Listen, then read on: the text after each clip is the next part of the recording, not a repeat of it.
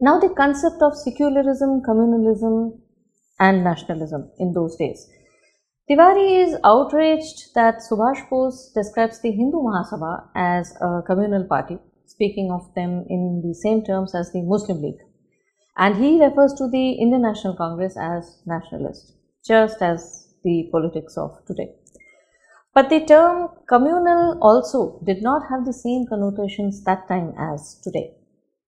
Firstly, the term secularism, as counterposed with communalism, was not much in circulation at that time. It was hardly used. The opposite of the term communalism was nationalism, and this simply meant that some parties catered to limited community interests while others were nationalist in orientation. It is in this sense that the words of Subhash Chandra Bose after a meeting with Savarkar on June 21st or 22nd, 1940 have to be regarded. Bose had said, Mr. Jinnah was then thinking only of how to realize his plan of Pakistan with the help of the British. Mr. Savarkar seemed to be oblivious of the international situation and was only thinking how Hindus could secure military training by entering Britain's army in India.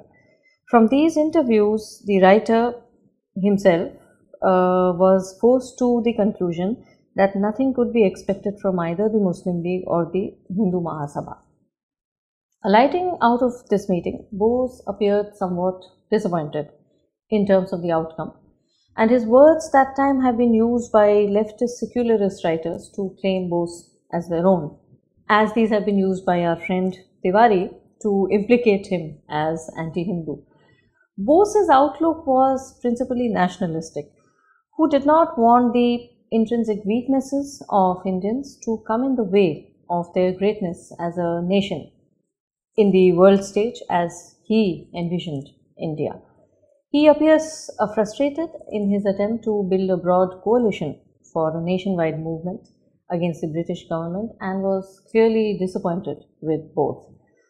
To understand this better, let us take a look at how Aurobindo thought about these two characters at the opposite ends of the spectrum. He says, strange as it may appear, Mr. Savarkar and Mr. Jinnah, instead of being opposed to each other on the one nation versus two nations issue, are in complete agreement about it. Both agree, not only agree, but insist that there are two nations in India, one the Muslim nation and the other the Hindu nation. This was the cause for Bose's frustration. He was aware that if India failed to bridge this gap, she will be fractured and weakened, which would suit the imperialists' designs, just as they had been successful in doing in other parts of the world.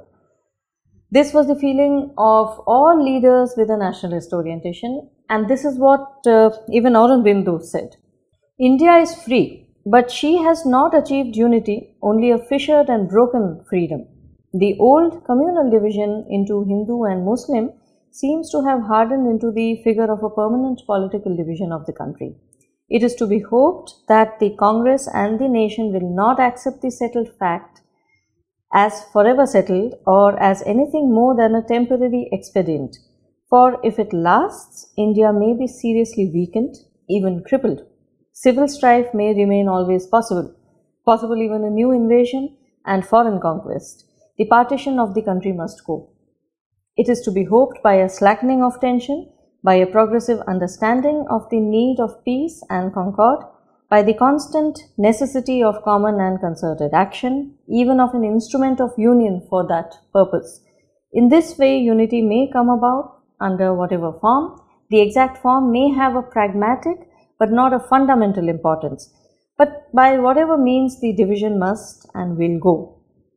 For without it, the destiny of India might be seriously impaired and even frustrated, but that must not be. These words echo the thought and motivation of Subhash Bose. Now, Savarkar was also in this group that did not want partition. As Aurobindo says further, they, Savarkar and Jinnah, differ only as regards the terms and conditions on which the two nations should live. Mr. Jinnah says India should be cut up into two, Pakistan and Hindustan, the Muslim nation to occupy Pakistan and the Hindu nation to occupy Hindustan.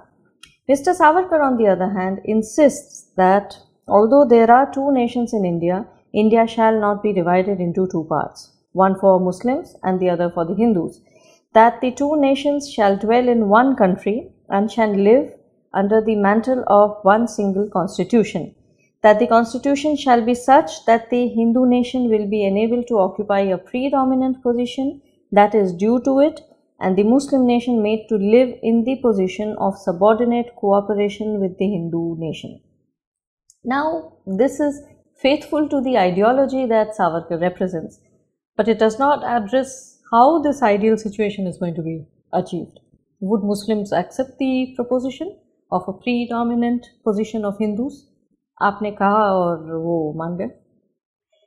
If indeed partition was not acceptable as an option, the only other option was accepting a workable compromise that ensured mutual coexistence and peace. This entailed a hard-headed, honest look at the differences, sensitivities, triggers, and to develop a scope of cooperation. This is what the Bengal Pact did, and the Lucknow Pact of 1916 proposed to do. This cannot happen from a rigid ideological position. Fact is, even until this time, most people could not conceive of a partition of India. This is the reason for limited appeal of both these parties, which we will look at presently. S. Krishna Iyer, in a forward block issue of December 30th, 1939, writes of Savarkar as follows, and it can be assumed it reflects Bose's view as well, since he used to edit this maxim. Mr. Savarkar has evidently been embittered by the sinister growth of Muslim communalism in the country. It is undoubtedly a most sickening and dangerous phenomenon in Indian politics today. But his panacea for the grave evil is undoubtedly of a desperate nature. It is neither practicable nor prudent to divide the country into warring camps and thus prepare it for a future bloodbath. These lines clearly reveal Bose's acknowledgement of the Muslim menace and an understanding of Savarkar's reasons. Yet he stressed on a practical solution for bridging the widening chasm, failing which the only casualty would be Indian nation-owned. Now, were there any Muslim nationalists to work with? Sarvesh Tiwari has a problem that Fazlul Haq is referred to as a nationalist Muslim by Bose. But he neglects to tell you that during the Khilafat movement, Haq led the anti-Khilafat non-cooperation faction within the Bengal Provincial Muslim League against the pro-Ottoman faction. He was like the Swarajists. He favored working within the constitutional framework rather than boycotting legislatures and colleges. He was instrumental in the Lucknow Pact between the Indian National Congress and the Muslim League, which was a hope of bringing a resolution to the differences between the two communities to avert partition. He concurrently held the presidentship of Muslim League and the general secretaryship of Congress. He resigned from Congress later. Now, diarchy gave way to an autonomous provincial system with the Government of India Act of 1935, which replaced provincial ministries responsible to legislatures for some of the functions of government with ministries responsible for all. And even though Fazlul Haq won the elections of Bengal Provincial Council with heavy majority, he gave half the positions in his cabinet to Hindus. His second government, formed in December 1941, was a coalition and supported by whom? Not the Muslim League. Haq had been ousted from the league after a conflict with Jinnah. Supporters included the Krishak Praja Party, led by Shamsuddin Ahmad, the Forward Bloc, Swarajist members of the Bengal Congress, and the Hindu Mahasabha, led by Shama Prasad Mukherjee. Even in this cabinet, Hindus and Muslims were evenly represented. In fact, Savarkar expressed appreciation for the successful functioning of the government under Fazlul Haq, the same who Tiwari calls a jihadi.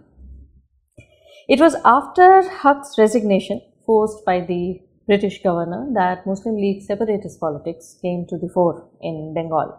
Haq later joined the Bengal Krishak Praja Party, which staunchly opposed the idea of Pakistan. It should be understood that the Government of India Act of 1935 was not really well-meaning. It was actually meant to break India to several pieces by increasing the power of the provinces, princely states, and minority communities who refused to let the Congress, which pitched itself and was perceived as a national party, to speak for them. The Communal Award of 1932 was a prelude to it, creating separate electorates for minority religions and the so-called depressed classes and reserved seats. And this is what fierce nationalists like Bose were against, creating factions instead of reinforcing the national identity. They saw merit in measures that mainstreamed all identities into a national one. And Bose's statement, which Tiwari is portraying negatively, affirmed this view. The introduction of the Khilafat question into Indian politics was unfortunate, as has already been pointed out. If the Khilafatist Muslims had not started a separate organization but had joined the Indian National Congress, the consequences would not have been so undesirable. This is not appeasement. It was not said to justify the violence that resulted from the Khilafat affair. He was against ghettoization of identities, which can turn any community against the national identity. This is what Muslim League politics began with, first demanding reservations, then separate electorates, and finally separate nations. Didn't we see it happening with the Sikhs, Dalit minoritism, Buddhist separatism? Even some Jains have started this Hindu hostile discourse. The story of Shaivites persecuting the Jains in Madurai, etc. The problem, therefore, is more with minority identity politics rather than minority itself. Creating factions based on minority identities is anti-national. It is equal to conceding that minority aspirations will not be fulfilled within the national identity. Ironically, we continue the same politics today. This is what Subhash Bose meant by communalism. Stating that Muslims and Hindus are separate nations is communalism, irrespective whether it is said aggressively like Muslim League or defensively like Mahasabha, and even if the latter did not actually want partition. One has to acknowledge that Muslim communal aspirations are going to remain, no matter how many parts you cut out of your country.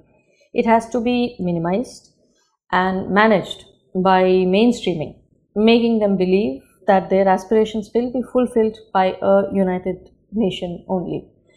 Clearly, a whole lot of Muslims pre-partition also thought so. This will not work by making differences with their worldview the ground for permanent antagonism. It is quite clear from Bose's calculated and clear-cut moves in Germany that he knew well enough how the Muslim mind worked. But he realized that it had to be negotiated, not negated, and neutralized from interfering with the national process. This Akhand Bharat picture, which the Virat Hindus paste on their profiles, but are clueless in reality how this is going to be achieved. Bose was actually working towards it. He had a much greater vision of India. This cannot be achieved in an ideologue's purist dream. It needs a very clear mind in touch with realpolitik. So, what were the realistic prospects? One has to remember that until 1937, Muslim League politics continued to be focused on India rather than separatism. Even in the 1930 declaration of Muhammad Iqbal, the idea was of a federal structure within an Indian confederacy. Muslim League politics veered off towards separatism in 1940 with the Lahore Resolution. In this, Haq had actually proposed several autonomous Muslim majority states rather than a unified Pakistan. It is notable that delegates of Punjab and Bengal were firmly opposed to the idea of Pakistan. They were for autonomous states based on ethnicity and religious demography. Muslim League started their mobilization for Pakistan 1937 onwards under Jinnah with processions and strikes, etc. But they did not have significant success. Even the students and faculty of Aligarh Muslim University supported the All India Nationalist movement until 1939. Muslim League for the first time started attracting masses after the Lahore Resolution, and even then they did not by any means represent the majority of Muslims. In opposition to the Lahore Resolution, a gathering of the All India Azad Muslim Conference, a huge coalition of nationalist Muslims representing multiple organizations, came together in Delhi in April 1940, giving a call for a united India. The attendance at this rally was reported to be about 5 times than the attendance at the League meeting.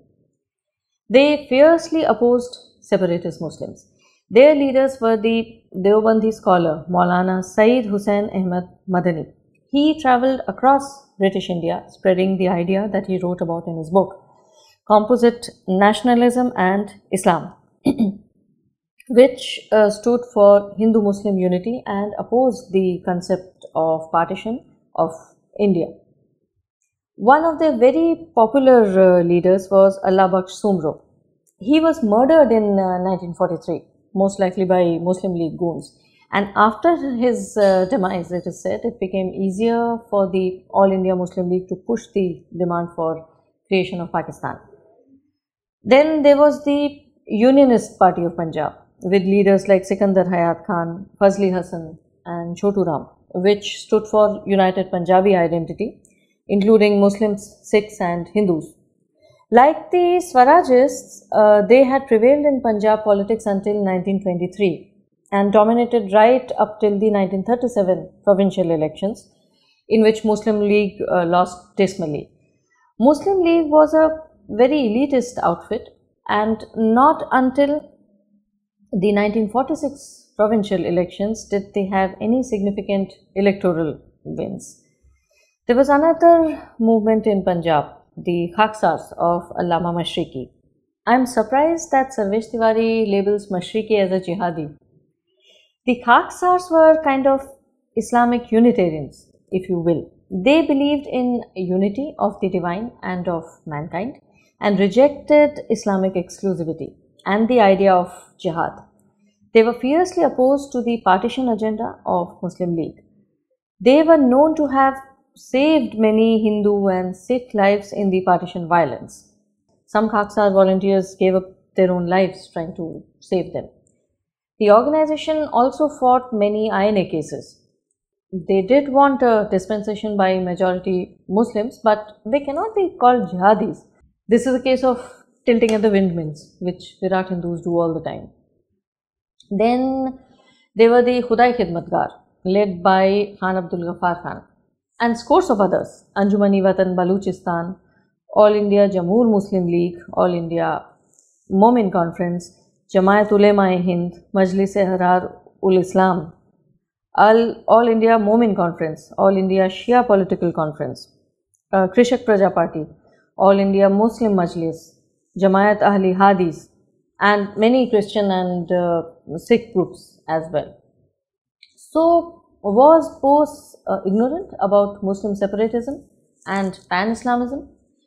In one of his Radio Azad Hind broadcasts, he says, I appeal to the brave Majlis-e-Ahrar, the nationalist Muslim Party of India, that started the civil disobedience campaign in 1939 against Britain's war effort before any other party did so. I appeal to the Jamaat-ul Ulema, the old representative organization of the ulemas or the Muslim divines of India, led by that distinguished patriot and leader Mufti Kifayatullah. I appeal to the Azad Independent Muslim League, another important organization of the nationalist Muslims of India. I appeal to the Akali Dal, the leading nationalist Sikh party of India. And last but not the least, I appeal to the Praja Party of Bengal, which commands the confidence of that province and is led by well-known patriots.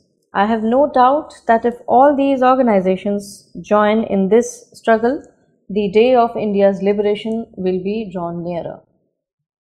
As can be seen, the appeal is addressed selectively to those Muslim organizations that stood for a unified India, something that he desperately strove for. Bose's idea was to harness these sentiments of unity rather than alienating them with hardline postures. We have today in India created one block of all these divergent streams of Muslims because of minoritism, and then we complain Muslims act as a block. This is exactly what Bose was against. He was rallying Muslims who identified with the Indian nation rather than Pan-Islamism. And if there weren't any nationalist Muslims, why do Hindu nationalists today talk to people like Tariq Fateh, Taslima Nasreen, Tahir Gora, Khalid Umar? Virat Hindus rally behind these people. Tiwari has also claimed that Bose was ambivalent on the question of partition, basing this on a singular sentence that he picks out from one of the Azad Hind broadcasts, where Bose actually throws a calculated bait at Jinnah that Pakistan could be created only under a national government. Tiwari ignores the literally hundreds of emphatic statements before and after this from Bose vehemently opposing partition and flaying Jinnah and the Muslim League. The particular broadcast where he is quoting from has long passages before this sentence addressing all nationalist elements to come together for independence. He mentions the nationalist Muslim organizations to keep up their struggle for a united India. He elaborately explains how Anglo-American internationalism exploits divisions to break up nations, weaken them and dominate them. He says that the British you support will break you up and keep exploiting you. A quote from this address: "The Union Jack would then fly not only over the capital of India, as at present, but over the capitals of Hindustan, Pakistan, Rajasthan, Khalistan and Pathanistan, and the Indian people would be given a British guarantee of permanent enslavement. Let Mr. Muhammad Ali Jinnah and his Muslim League ponder over this." And then he says that line for Jinnah कि भाई बिना independence के तो आपको पाकिस्तान भी नहीं मिलेगा. Meaning, why not come together for the sake of independence? Because Muslim League was supporting the British war, in return extracting the promise of Pakistan. This entire speech Tiwari has not mentioned. He only picks out that single line to portray Bose as equivocating on Pakistan. Is this not dishonesty? Without the slightest chance of a doubt, Bose was a fierce nationalist who could never be persuaded to accept partition at no cost, unlike politicians and ideologues of that time who did. Had he been there, he would have done his all to prevent it, and very likely succeeded. Tiwari denies that Mujibur Rahman's words conveyed an element of Bose's appeal among Muslims, but reproducing that quote from Mujib's biography. When we listened to Subhash Bose addressing us on the radio from Singapore, we used to get excited. It seemed to us that if he managed to land his troops in Bengal, it would be easy for us to oust the English. But then again, it occurred to us that having him in Bengal would not bring us any nearer to Pakistan. And what would happen to the millions of Muslims of the country then? But then again, I thought that someone who could leave everything in his country to spearhead a movement for its independence could never be parochial in his outlook. In my mind, my respect for Subhash Bose continued to grow. Clearly, he saw Bose's appeal among Indians beyond parochial boundaries. Tiwari's disconnect lies in viewing the Hindu Mahasabha as the pivot of Hindus. But was it really so? Fact of the matter is, they had absolutely no representation among Hindus. His view of Indian National Congress as anti-national is based on the present day perceptions, not how the party was regarded at that time.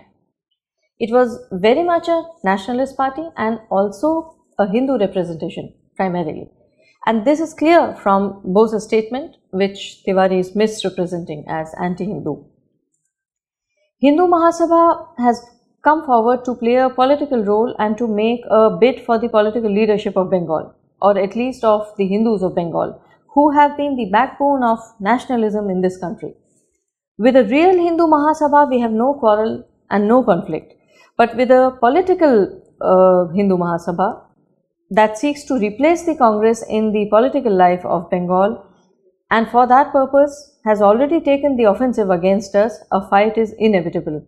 This fight has just begun. He is clear that Hindu Mahasabha as representatives of Hindu communal interests are acceptable. This was Savarkar's reasoning too, that as long as Muslim League existed, there should be an organization that represented Hindu rights as well. But Bose was clear that this subjective, limited viewpoint could not replace or derail the nationalist vision. One quote where he articulates the problem and the task of genuine nation builders. I believe that what is wanted most of all is the will to be one nation and to hold together as one nation when foreign domination ceases. Thus, to my mind, the problem of unity is largely a psychological problem. The people must be educated and drilled to feel that they are one nation. Other factors like language, dress, food, etc. may help unity but cannot create it.